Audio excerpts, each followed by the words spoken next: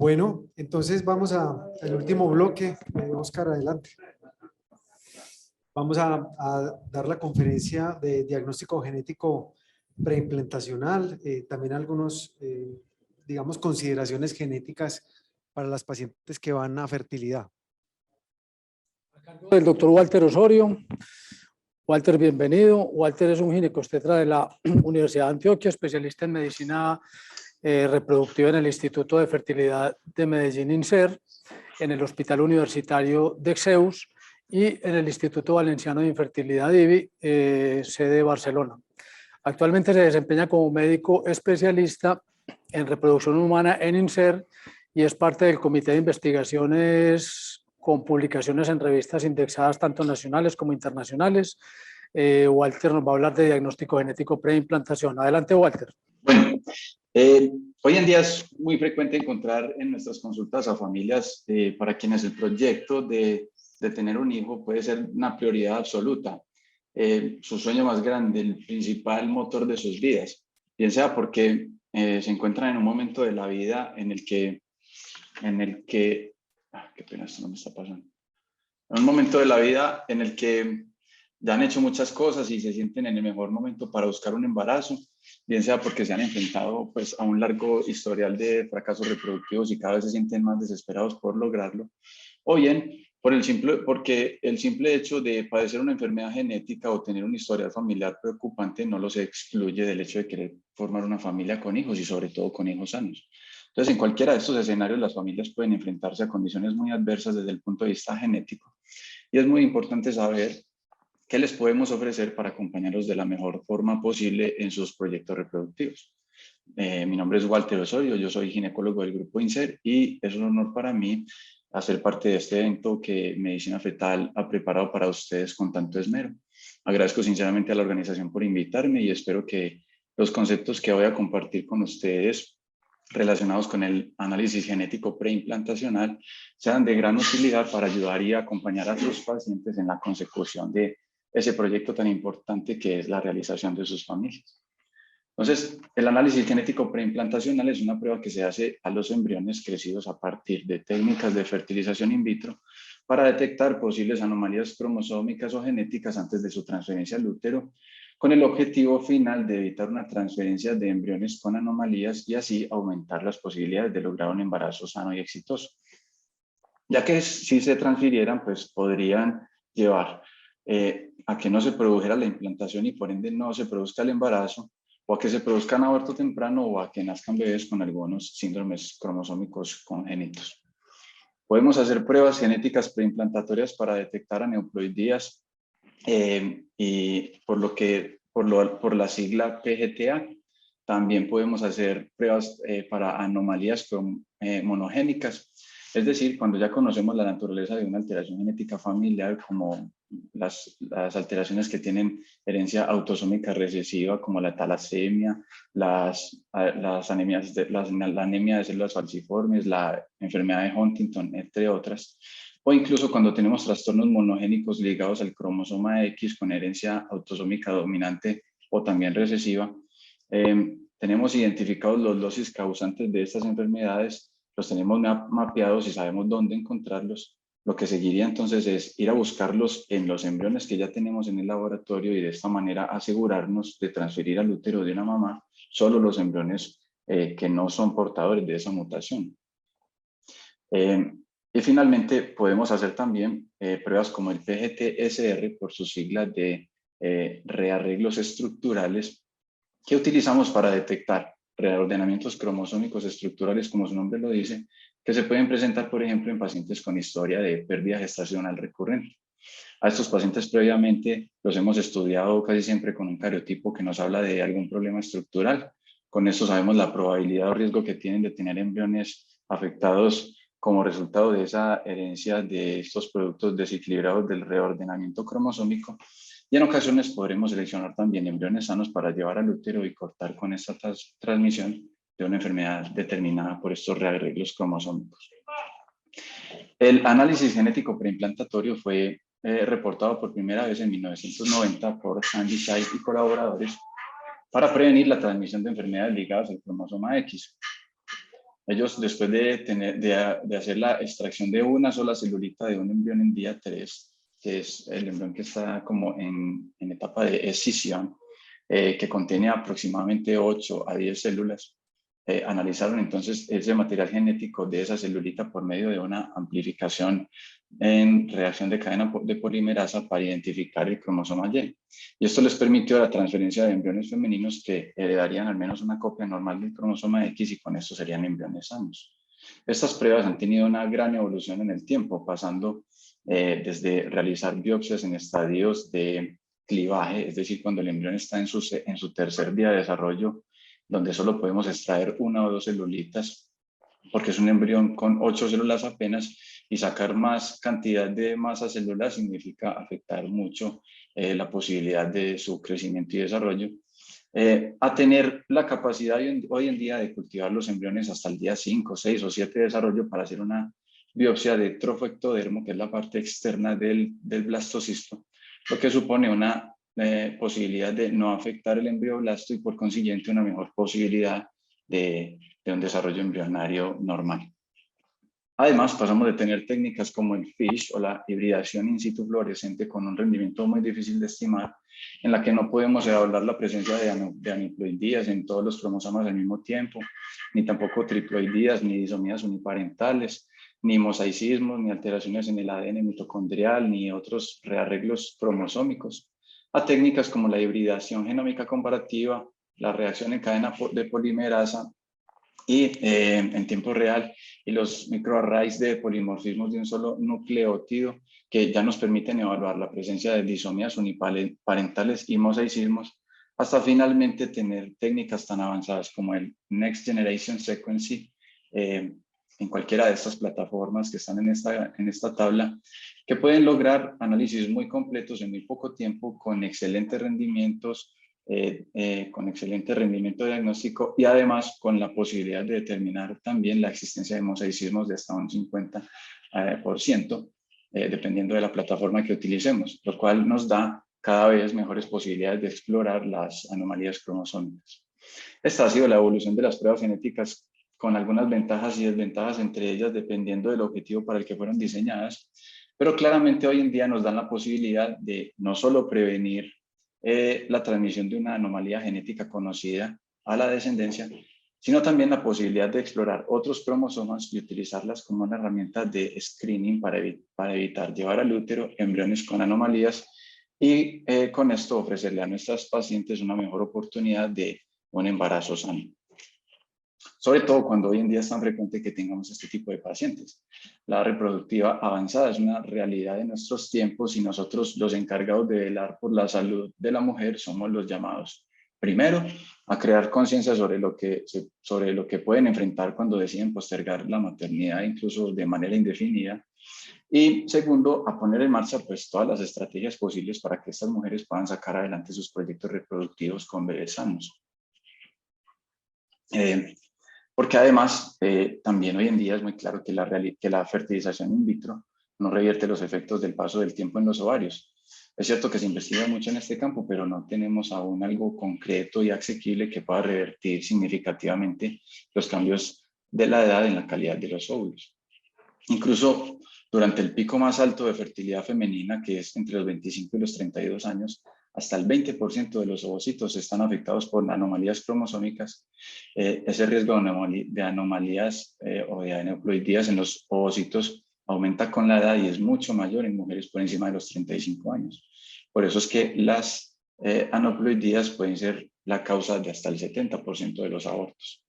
Pero el origen de esas anomalías no solo es el ovocito. Cuando se trata de un error meiótico en el ovocito, representado acá en las células que están en amarillo, estos embriones van a tener una afectación uniforme de todas sus células, pero aproximadamente el 25% de estas anomalías cromosómicas también pueden surgir por errores mitóticos de las células durante el desarrollo embrionario temprano, y así se puede producir una mezcla de células euploides y aneuploides dentro del mismo blastocisto, que es lo que llamamos un mosaico.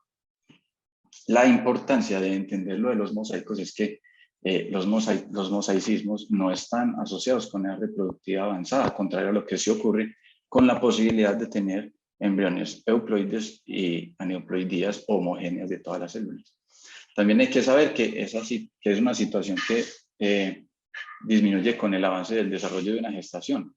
Por ejemplo, se presenta en el 23% de los blastocistos analizados con PGTA, pero cuando se busca en vellosidades coriales, solo 2% de los embriones los tienen y solo el 0.2% de los cariotipos al nacimiento. Entonces, esto indica que las células aneuploides en un mismo embrión tienen una menor probabilidad de multiplicarse y eso va haciendo que empiece a predominar la euploidía dentro del mismo embrión y que finalmente no sea tan evidente en la medida en que progresa la gestación.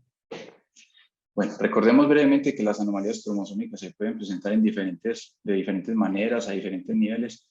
Pueden ser en el número de los cromosomas, configurando las aneuploidías que pueden ser simples, complejas, dependiendo de si hay un cromosoma afectado o varios en el mismo embrión. Pero son la causa más importante de falla de implantación, de pérdidas del embarazo y de efectos congénitos al nacimiento.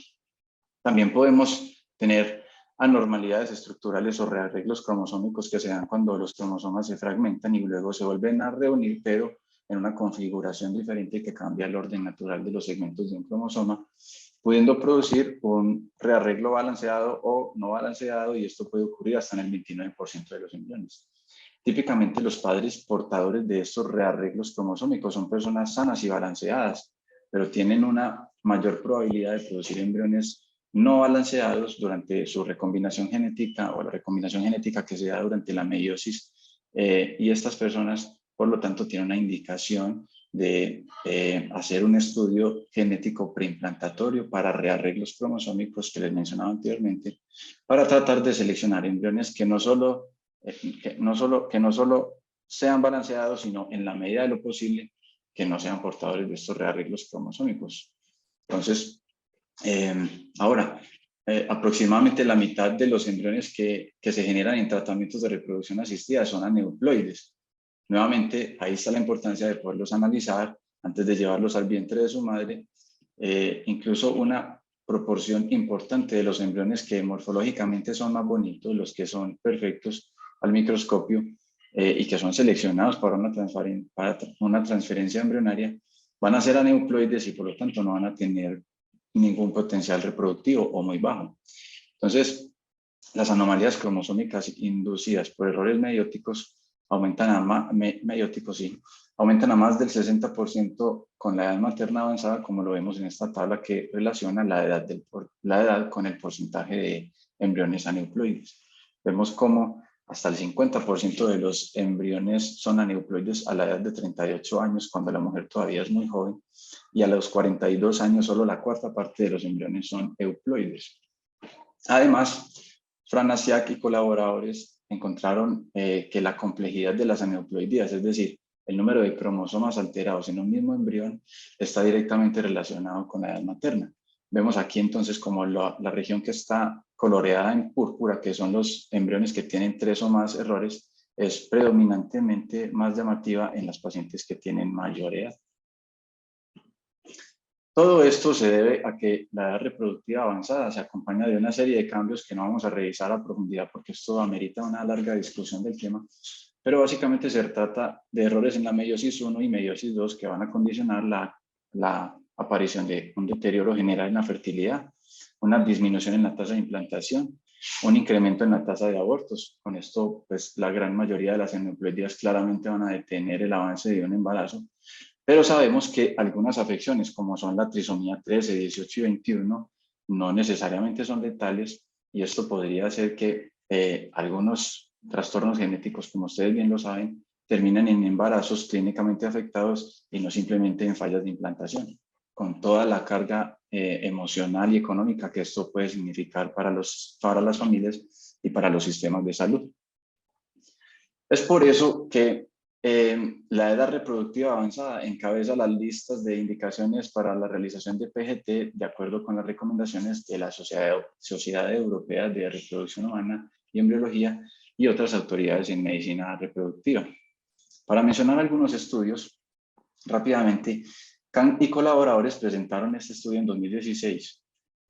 Hasta el momento los resultados eran contradictorios porque casi todas las biopsias se tenían que hacer en el día 3 de desarrollo embrionario y solo era posible, como les dije anteriormente, extraer una sola celulita de un embrión en día 3. Y debido a esto teníamos muchos problemas con la amplificación del material genético y con la tasa de embriones con mosaicismos, y no podíamos tener muestras con mayor cantidad de material genético porque sería contraproducente para la sobrevida de los embriones. Pero para ese momento habían grandes avances en el cultivo embrionario y la posibilidad de obtener muestras del trofectodermo en los embriones en día 5 con una mayor cantidad de material genético sin afectar la calidad embrionaria. Entonces ellos quisieron hacer un análisis retrospectivo para comparar los estudios de los resultados de la fertilización in vitro entre mujeres que habían sido sometidas o a transferencia de blastocistos euploides descongelados después del PGT o a transferencia de blastocistos frescos sin PGT. Y querían determinar si la aplicación rutinaria de esta tecnología resultaba beneficiosa. Analizaron un total de 1.137 ciclos, 274 ciclos de PGT y 863 ciclos en el grupo control, y encontraron que ni cuando se hacía transferencia de 2 embriones, ni cuando se hacía transferencia de un solo embrión, había una diferencia estadísticamente significativa importante, ni en la tasa de implantación, ni en los embarazos bioquímicos, ni gestación intrauterina, ni en la tasa de aborto espontáneo, y más importante aún, en la tasa de nacidos vivos. Pero cuando ellos presentaron un análisis de subgrupos para evaluar los resultados en las pacientes mayores de 37 años, sí encontraron que había una P estadísticamente significativa cuando comparaban estos dos grupos y obtenían resultados para tasa de implantación, para embarazo intrauterino y, sobre todo, muy importante, para tasa de nacidos vivos. Y esta diferencia en la tasa de nacidos vivos se mantenía cuando se evaluaba también la transferencia de 2 embriones. Ahora, uno de los RCTs más recientes en este campo es el estudio de Muné y colaboradores. Ellos presentaban este estudio con el argumento de que las aneuploidías son la causa más frecuente de fallas en los tratamientos de reproducción asistida y pérdidas gestacionales, pero la discusión todavía seguía abierta y con muchas controversias en cuanto a la real utilidad del PGTA. Por eso, proponen este estudio multicéntrico de 34 clínicas entre Estados Unidos, Canadá, Reino Unido, Australia, y se realizó entre octubre de 2014 y enero de 2016. En este estudio reclutaron pacientes entre 25 y 40 años antes de la punción ovárica para la extracción de los ovocitos, y cuando el laboratorio confirmaba que tenían al menos 2 blastocistos para transferir, entonces hacían la asignación al azar estratificada por edad para 2 brazos de tratamiento, o transferencia única de un embrión seleccionado morfológicamente, o transferencia de un embrión única también de un embrión euploide después del estudio de PGTA basado en Next Generation Sequencing. Entonces, 330 pacientes en el grupo de tratamiento, 311 pacientes en el grupo de control. Y todo el mundo era ciego a la asignación al azar de estas pacientes. Los únicos que no lo eran los embriólogos, que hacían pues la selección de los embriones y los procedimientos del PGT, pero tampoco conocían los resultados de las tasas de embarazo hasta que el estudio se completó. El total de embarazos por transferencia que avanzaron hasta la semana 20 de gestación no fue significativamente diferente entre los 2 brazos de tratamiento, 50 versus 45.7. Asimismo, tampoco habían diferencias en la tasa de beta negativa, embarazo bioquímico, aborto, terminación electiva del embarazo por transferencia embrionaria. Y esto no es sorpresivo porque en realidad estamos hablando de pacientes con buen pronóstico, pero cuando ellos hicieron un análisis de subgrupos, cuando hicieron un análisis de subgrupos, sí se encontró un mayor porcentaje de embarazos evolutivos en el grupo de PGTA de 50.8 versus 37.2 para las pacientes entre 35 y 40 años. Pero las tasas de aborto eran alrededor del 10% en ambos grupos, independientemente de la edad materna, y encontraron mosaicismos en el 16.8% de todos los embriones analizados. Y estos embriones siempre los excluían por protocolo. Eso significa 25 pacientes que no pudieron completar su transferencia por no tener embriones euploides, lo que puede explicar de cierta manera el hecho de no encontrar un beneficio aún mayor en el grupo de tratamiento y sobre todo para las pacientes más jóvenes, puesto que los mosaicismos, a diferencia de las aneuploidías, completas, como lo mencionaba anteriormente, no se relacionan con la edad materna avanzada. Muy importante decir de este estudio que todos los embarazos evolutivos llegaron a ser nacidos vivos y que en este estudio no hay pacientes mayores de 40 años, ni tampoco pacientes con más de 2 pérdidas gestacionales, lo que puede estar en contra de su aplicabilidad clínica. Sin embargo, puede ser un argumento para soportar el uso del PGTA para mujeres entre 35 y 40 años con el fin de mejorar las tasas de nacidos vivos. Por último, aún existe debate en cuanto a si el PGTA tiene suficiente evidencia para recomendar su uso en pacientes con pérdida gestacional recurrente.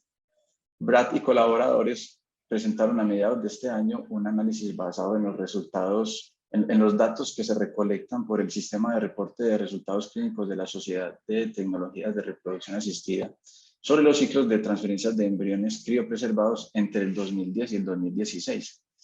Se compararon las mujeres que con pérdida gestacional recurrente en el grupo de PGTA y en el grupo sin PGTA para analizar los resultados los resultados de embarazo, y nos encontró que el uso de PGTA se asociara con un aumento importante en las tasas de nacido vivo y de embarazo clínico. Y se encontró que el uso de PGTA sí se asoció con un aumento importante en las tasas de nacido vivo y de embarazo clínico.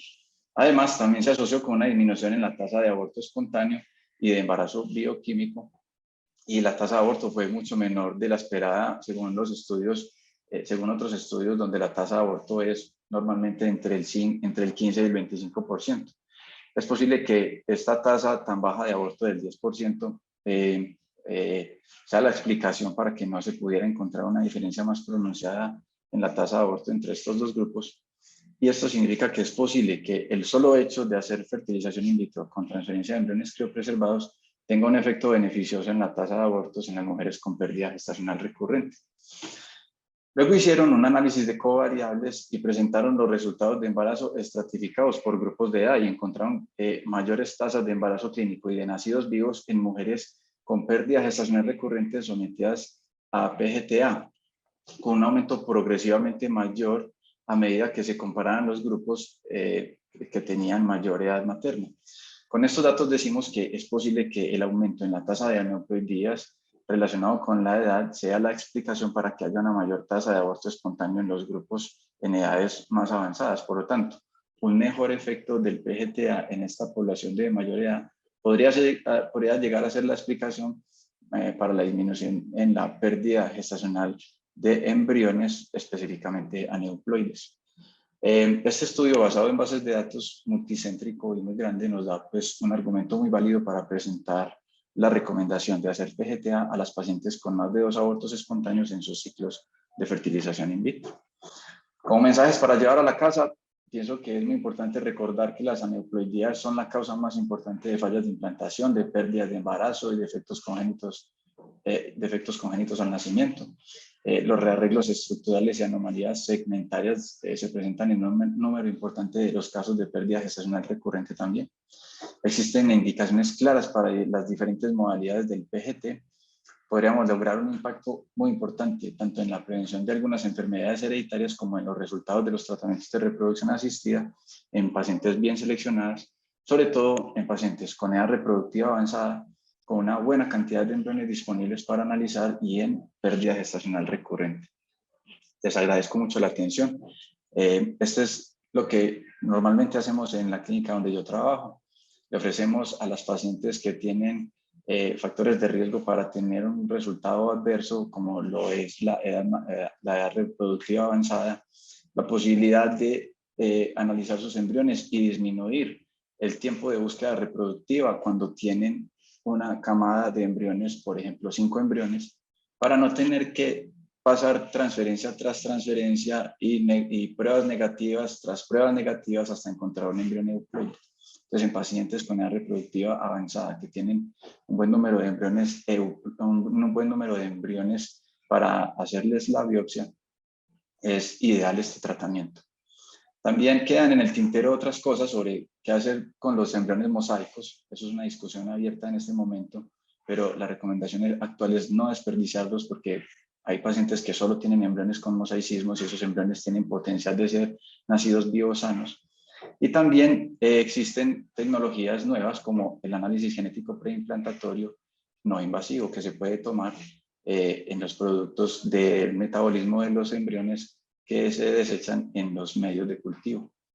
Pienso que es un tema muy interesante y espero que les pueda ayudar mucho a enfocar a sus pacientes y a mejorarles su pronóstico reproductivo. Muchas gracias. Muchas gracias por la excelente conferencia. Para preguntarte, ¿en cuánto incrementa el costo hacer el PGT? Hay estudios En tu de centro. costo-efectividad. Hacer el PGT en mi centro es difícil, doctor, porque nosotros los médicos acá en INSER tratamos de no estar muy pendientes como de esa parte porque puede a veces interferir con nuestras decisiones. En mi caso en particular trato de estar muy aparte de eso, pero el análisis genético preimplantatorio puede disminuir los costos, inclusive disminuir los costos si se ofrecen a pacientes bien seleccionadas, como la que yo acabo de decir. Porque cuando una paciente, por ejemplo, que tiene 39 años y tiene 5 embriones, se empieza a hacer una transferencia o transtransferencia, le van a cobrar por cada transferencia y cada transferencia exige gastos adicionales para ella. Mientras que si tiene 5 embriones, los biopsió y tiene uno euploide, va a lograr su embarazo más rápido con menos transferencias embrionarias, lo que supone un ahorro en los costos. Pero definitivamente para pacientes menores de 35 años no es costo efectivo. Siempre no puedo decir una cifra exacta, pero siempre va a salir más costoso analizar los embriones de pacientes que son menores de 35 años, porque la mayoría de sus embriones o una gran parte de sus embriones van a ser euploides. Por lo tanto, no estaría justificado desde el punto de vista de la costo-efectividad hacer análisis de esos embriones. Está claro, pero ¿cuál es el costo de uno nomás? O sea, yo tengo 39 años, tenemos dos embriones y lo quiero hacer. ¿Cuál es el costo más o menos? Doctor, me corcha la verdad. Bueno, No listo. les sé decir. No hay, porque yo creo que también en esta parte es importante, pues tener en cuenta a la pareja, pero lo que tú estás explicando creo que es lo ideal, o sea, tener un grupo en el cual más bien se seleccionan por lo que estás diciendo, o sea, tratar Sí. en el mismo paquete que le están vendiendo, si eso es importante y tengo 5 embriones y le voy, por decir algo, a vender 3 paquetes, pues tenerlos todos biopsiados de una vez. Y la siguiente pregunta, ¿lo están usando para selección de sexo? Una pregunta muy espinosa, me parece, pero voy a tratar de darle la mejor respuesta posible. La selección de sexo en nuestro centro no es una opción cuando el objetivo de hacer el PGT es seleccionar el sexo. Pero definitivamente, si hay una paciente mayor de 35 años que se va a hacer su PGT porque quiere seleccionar los embriones euploides para acortar su tiempo de vida de búsqueda reproductiva, definitivamente se le da la información de cuál es el sexo de sus embriones para que ellos elijan. Pero la indicación del PGT no puede ser la selección del sexo. La indicación del PGT tiene que ser la disminución del riesgo de pérdida gestacional, la disminución o la mejoría en el tiempo de búsqueda reproductivo o la disminución del riesgo de tener bebés con aneuploidías. Tiene que tener una indicación médica para hacer el PGT, pero la indicación no puede ser buscar un sexo definido. Walter, muchas gracias por la respuesta y muchas gracias por la conferencia. Muchas gracias a usted, doctor, por la invitación.